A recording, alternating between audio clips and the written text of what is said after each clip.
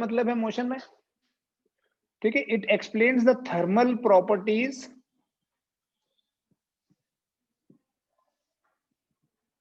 of a gas in terms of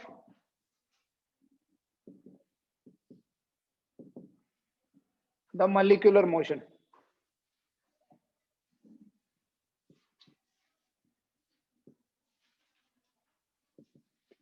This theory explains the thermal properties of a gas in terms of the molecular motion. Molecular motion means the motion of the gas molecules. अब ये जो theory है, this theory is based on certain postulates. क्या postulates हैं देखिए, अगर हमारे पास ये कोई कंटेनर है and this container has certain gas molecules inside it, ये मॉलिक्यूल्स हमेशा मोशन में है, ठीक है, और मोशन एक पर्टिकुलर डायरेक्शन में नहीं है, रैंडम मोशन होता है इन गैस मॉलिक्यूल्स का,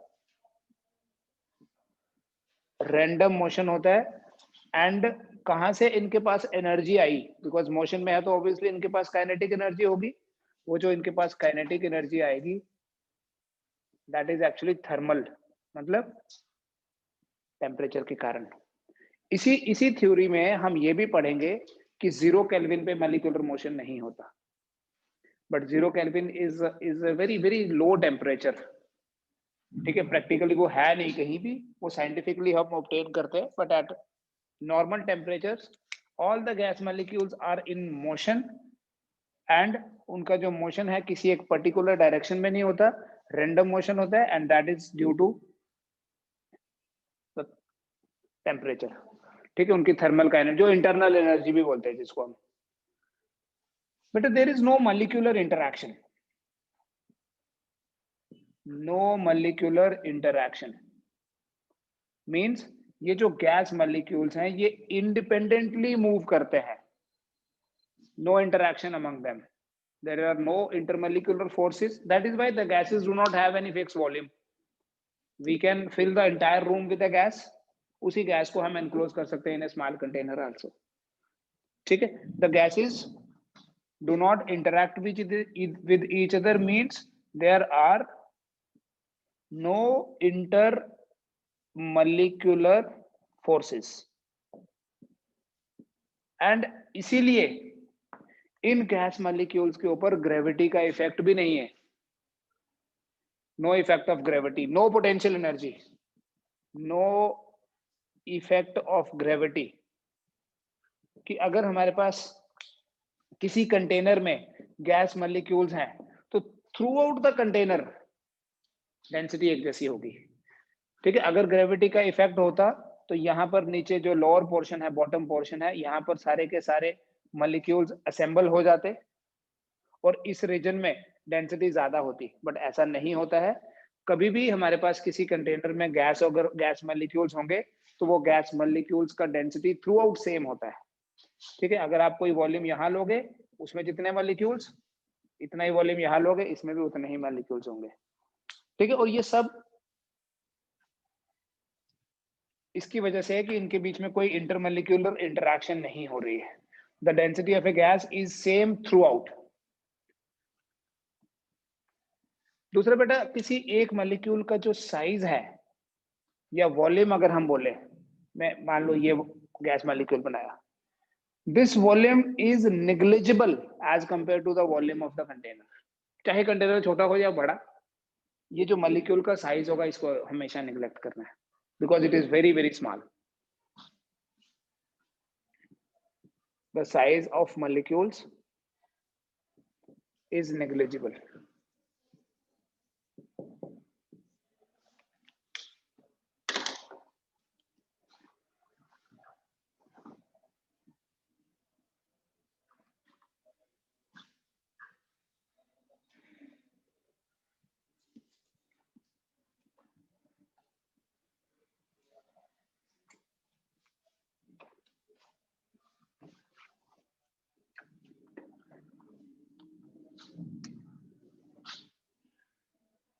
सपोज करो ये एक गैस मॉलिक्यूल है, यहाँ दूसरा गैस मॉलिक्यूल है, मैं थोड़ा दूर बना रहा हूँ, यहाँ तीसरा कोई गैस मॉलिक्यूल है, these gas molecules are continuously in motion, they collide with one another, like ये collision होगा, फिर यहाँ से हो सकता है इस तरह से कोलाइड करे कि उसके बाद आके इसके साथ कोलाइड करे दूसरे वाले के साथ, फिर यहाँ से फिर इसकी डायरेक्शन चेंज हो जाए, फिर यहाँ से कोलिजन इस तरह से हुआ किसी के साथ कि वो वापस आ गया। अगर हमारे पास कोई ये कंटेनर है, यहाँ गैस मॉलिक्यूल है, it is very much possible कि ये गैस मॉलिक्यूल कभी यहाँ पहुंचेगा ही नहीं, ये कंटिन्यूसली कोलाइड करता रहता है और इसी रीजन में होगा। और ये भी पॉसिबल है कि बड़ी जल्दी यहाँ पहुंच जाए, और ये भी पॉसिबल है कि 10 साल के बाद यहाँ पहुंचा या कभी भी नहीं पहुंचा। This is totally random, random motion में देयर इज नो कंट्रोल। किसके साथ कोलाइड किया, फिर कोलाइड करने के बाद किस डायरेक्शन में गया, that nobody can predict, mathematically भी नहीं कर सकते हम उसको। लेकिन एक चीज श्योर है कि इन दो गैस मॉलिक्यूल्स के बीच में, इन दो कोलिजन्स के बीच में, ये एक कोलिजन हुआ, ये दूसरा कोलिजन हुआ, ठीक है, यहाँ मान लो किसी के साथ कोलाइड किया, यहाँ से उधर चला गया, दूसरा कोलिजन हुआ, ये तीसरा कोलिजन हुआ। Between two collisions, between two successive collisions 1 and 2, ये गैस मॉलिक्यूल हमेशा स्ट्रेट लाइन में चलेगा, बिकॉज उसके ऊपर ग्रेविटी का इफेक्ट है नहीं और इंटरमॉलिक्यूलर फोर्सेस भी नहीं है, तो जब किसी के ऊपर कोई फोर्स नहीं लगेगी, so it will remain along a straight line. So between two successive collisions, the gas molecules travels in straight lines. बेटा इन straight lines को बोलते हैं free paths. Why free paths? Because between two successive collisions, the gas molecule is free. Free in the sense it is moving freely. कोई interaction नहीं किसी के साथ, यहाँ कोई कोलिजन नहीं हो रहा। जब कोलिजन होगा तब एक्सचेंज होगा, मतलब हो सकता है स्पीड बढ़ जाए या कम हो जाए या दूसरे की बढ़ा दे, but otherwise when it is not colliding it is free. And two collision, successive collisions के बीच का जो पाथ है इसको फ्री पाथ बोलते हैं। देखो मान लो ये λ1 है, ये λ2 है, ये λ3 है, इन सब का जो एवरेज होगा that is called as mean free path. We represent by lambda, it is equal to λ1 plus λ2 plus λ3 so on up to lambda n divided by n. N is the number of collisions.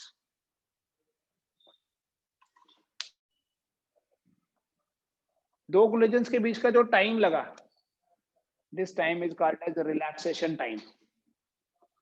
दो successive collisions क्या होते हैं वो समझो क्या है। ये ऐसे सपोज करो कि ये गैस मॉलिक्यूल है, दूसरा है, ये कोलाइड हुआ, आवाज आई, जैसे ऐसे आवाज तो नहीं आएगी बट जस्ट आपको बता रहा हूं। फिर दूसरा कोई यहाँ गैस मॉलिक्यूल फिर उसके साथ कोलाइड किया, तो ये दो साउंड्स के बीच में जो एब्सेंस ऑफ साउंड है, जब हमें कुछ भी सुनाई नहीं दिया, that's called age relaxation time. उस टाइम पे वो रिलैक्स्ड है गैस मॉलिक्यूल। एंड ऐसे अगर बड़ी बार कोलिजन हो रहा है, देखो तो ये दो कोलिजन हुए, बीच वाला टाइम रिलैक्सेशन टाइम है। ऐसे बहुत सारे रिलैक्सेशन टाइम्स का जो एवरेज होता है that's called average relaxation time. मतलब इस फ्री पाथ को ट्रेवल करने में जो टाइम लगा t1, इस फ्री पाथ को ट्रेवल करने में टाइम लगा t2, इस फ्री पाथ को ट्रेवल करने में टाइम लगा t3, तो ये रिलैक्सेशन टाइम्स है, फ्री टाइम्स भी बोल सकते हैं। और एवरेज रिलैक्सेशन टाइम होता है बेटा टाउ से रिप्रेजेंट करते हैं इसको, we call it as average relaxation time. It is equal to t1 plus t2 plus t3 so on up to tn divided by n. Mean free path क्या है, सबका सम डिवाइडेड बाय n। और relaxation, average relaxation time क्या है, तो relaxation time पता चल गया क्या होता है। रिलैक्सेशन टाइम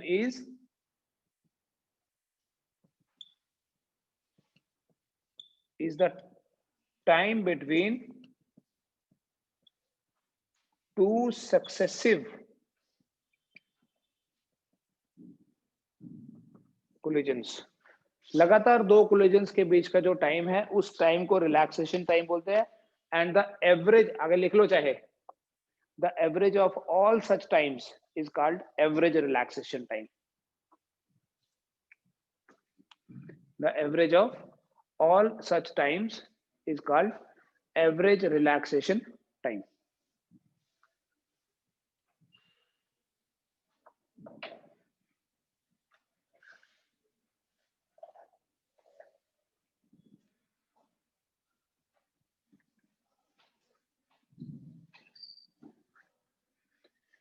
जी गैस मॉलिक्यूल्स के बीच में जो कोलिजन्स होते हैं ये भी लिखो बेटा. The collisions among the gas molecules are elastic in nature.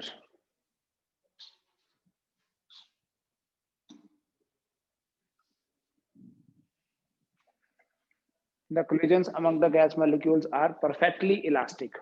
In fact, जो perfectly elastic collision होता है वो है ही एक rare phenomena है. वो सिर्फ atomic या molecular level तक होता है. आपको collision में भी ये चीज बताई कि perfectly elastic collision is a rare phenomena. It takes place only on the atomic or molecular level. Although वो physically एक दूसरे से interact नहीं कर रहे, but फिजिकली इंटरेक्ट नहीं कर रहे मतलब कोई ऐसे इंटरेक्शन कोई फोर्स नहीं लग रही है, बट उनकी थर्मल वेलोसिटी की वजह से वो कोलाइड कर रहे हैं. और जब कोलाइड करेगा तो कोलिजन होगा. तो before collision after collision momentum और काइनेटिक एनर्जी हमेशा कंजर्व रहती है. मोमेंटम तो हमेशा ही कंजर्व रहेगा क्योंकि कोई एक्सटर्नल फोर्स तो है नहीं, और काइनेटिक एनर्जी इसलिए क्योंकि स्पीड चेंज नहीं हो रही है, वो सेम ही है. तो जब स्पीड सेम है तो ऑटोमेटिकली काइनेटिक एनर्जी भी सेम रहेगी. बेटा काइनेटिक थ्योरी ऑफ गैसेस जो है that is based on this equation PV equals to nRT. Although हमने ये चीज पहले भी डिस्कस की है. इसमें we have 3 variables PV and T. 3 variables हैं प्रेशर, वॉल्यूम एंड टेम्परेचर, और ये 2 कॉन्स्टेंट्स हैं. इसमें हम R को क्या बोलते हैं? It is the ideal gas constant. It is a universal constant जिसका वैल्यू है 8.31 जूल पर मोल पर केल्विन. ठीक है. इसी चैप्टर में we will come across another constant जिसको बोलते हैं Boltzmann constant.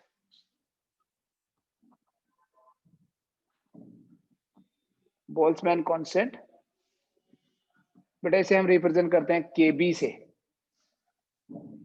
And it is equal to R/NA. ये NA क्या होता है? एवोगैड्रोस नंबर है. NA is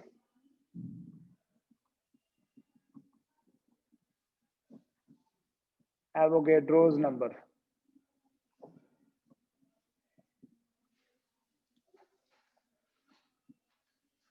See, what is the value of this KB? R is 8.31 joule per mole per Kelvin, और Avogadro's number क्या है? 6.023 into 10 raised power 23, और per mole है इसका unit. Avogadro's number is not unitless and dimensionless. It is the number of atoms or number of molecules per mole. ठीक है. This per mole and this per mole will be cancelled. तो Boltzmann constant का value आता है बेटा 8.3 divided by 6, it is 1.38 into, यही आ गया 1.38 into 10 raise पर -23 जूल पर केल्विन.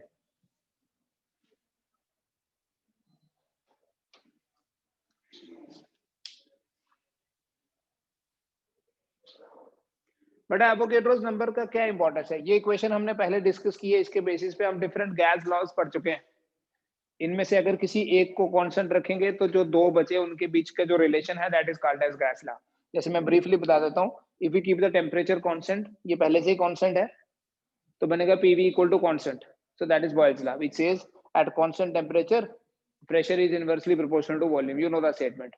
फिर दूसरा, अगर मैं P को कांस्टेंट रख दूं तो वॉल्यूम ऑक्युपाइड बाय गैस, हमने इसके ग्राफ भी देखे, और अगर V को कांस्टेंट रखूं तो प्रेशर लॉ भी आ जाएगा.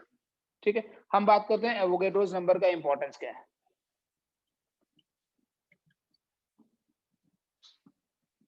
क्या इंपॉर्टेंस है बोलो.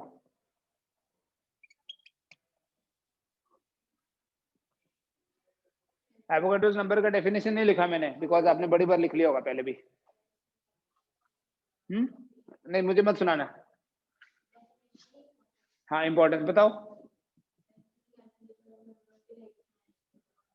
Calculation of mass of an atom, किसी एटम का मास फाइंड कर सकते हैं, एक एटम का मास कितना होगा, बिकॉज कोई ऐसा इंस्ट्रूमेंट तो नहीं ना होगा कि आप उसमें एक एटम डालें तो बोलेंगे हाँ ये देखो जी इतना मास है। So this is based on Avogadro's hypothesis. जैसे मैं बोलूं आपको कि ये कार्बन 612 है, कोई आइसोटोप और ले लो, आयरन ले लो, 2630 2656 ले लीजिए, कोई और ले लीजिए। अभी मैंने एटम लिया 612, इसके एक एटम का कितना मास होगा?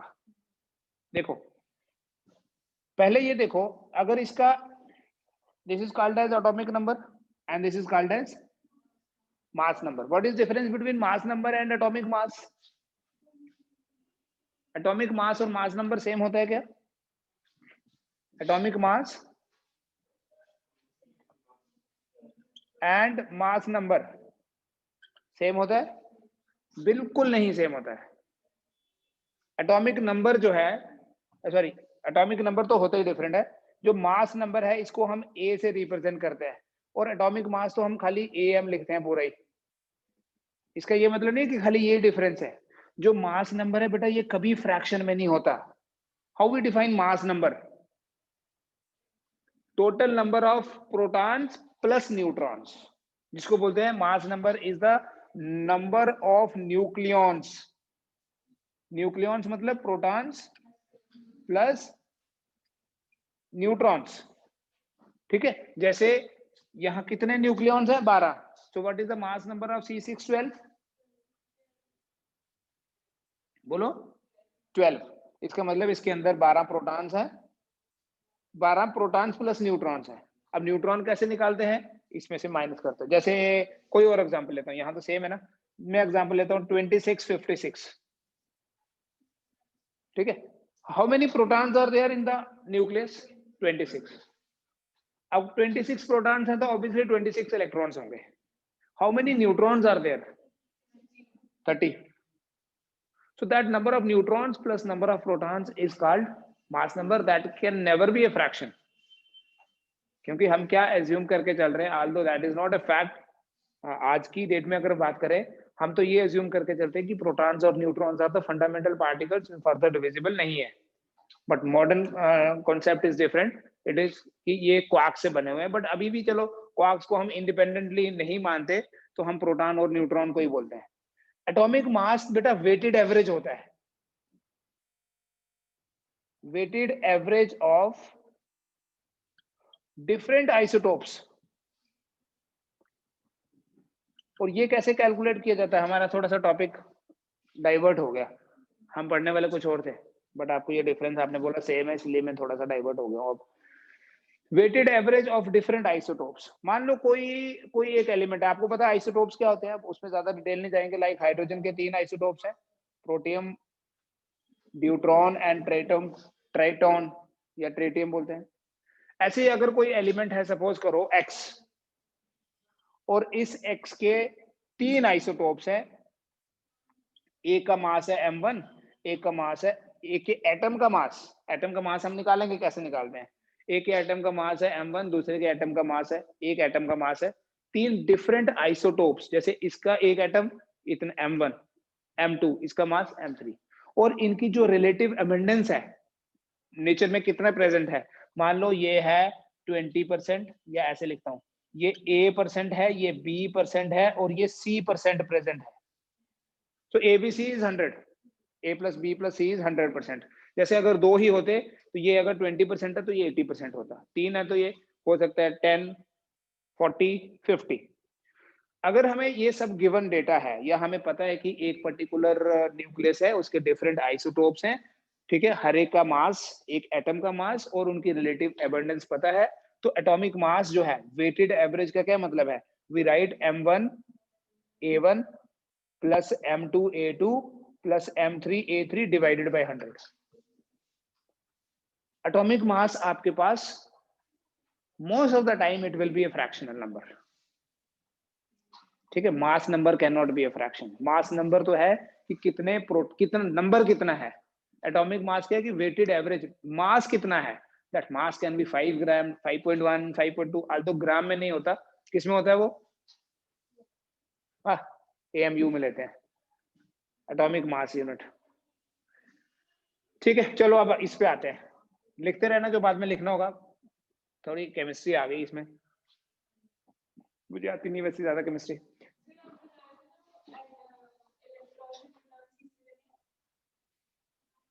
इलेक्ट्रॉन किसी से नहीं बना, इलेक्ट्रॉन तो फंडामेंटल पार्टिकल है, मैं प्रोटॉन और न्यूट्रॉन बोल रहा था, क्वार्क से बने, क्वार्क।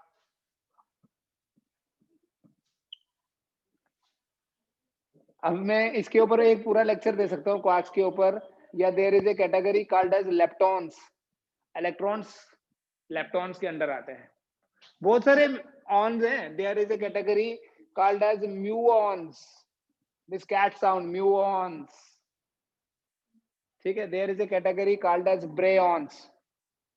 ये बड़े सारे ऑन्स होते हैं, बाद में देखेंगे। चलो ऐसे तुम और डाइवर्ट करो, ऊपर से बच्चे ऑनलाइन भी बैठे हैं, देख लो कौन कौन है।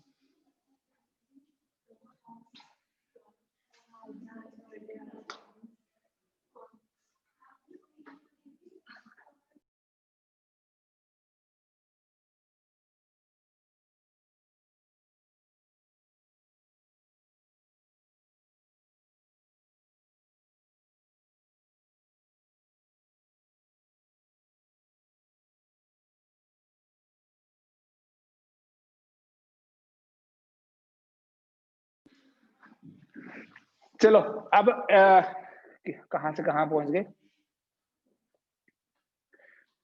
एक एटम का मास कैसे कैलकुलेट करना है, फिर एक मॉलिक्यूल का मास कैसे कैलकुलेट करना है, या कितने प्रोटॉन्स होते हैं एक पर्टिकुलर, जैसे हमारे पास some amount of water, for example we have 100 gram of water, उस 100 ग्राम पानी में कितने प्रोटॉन्स होंगे, वो भी हम एवोगैड्रोस हाइपोथेसिस की बेसिस पे कैलकुलेट कर सकते हैं। Let us see the importance.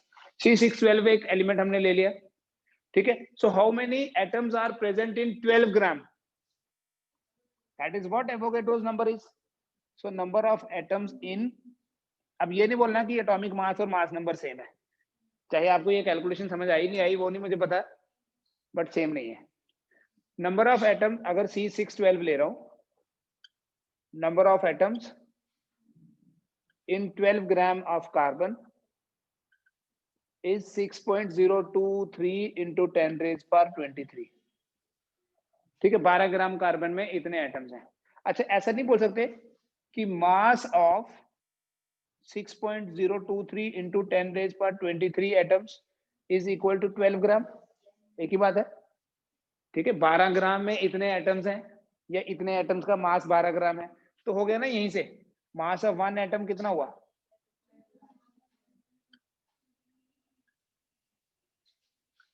Gram. Cancel करो, फिजिक्स में चलता है ये, 2 आएगा। 6.023 क्या हुआ, 6 ही तो हुआ नहीं, तो ये आएगा 2 into 10 raised power minus 23 ग्राम, और we write it as 2 into 10 raised power minus 26 kg।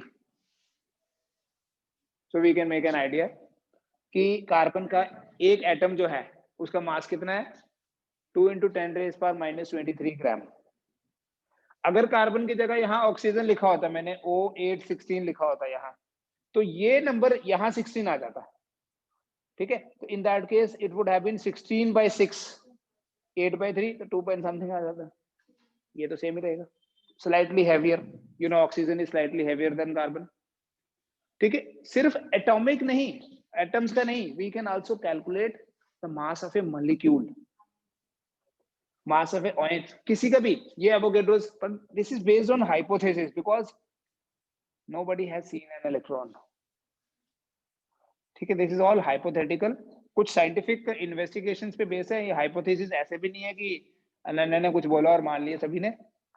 Ananya की बात तो घर वाले नहीं मानते, मानते?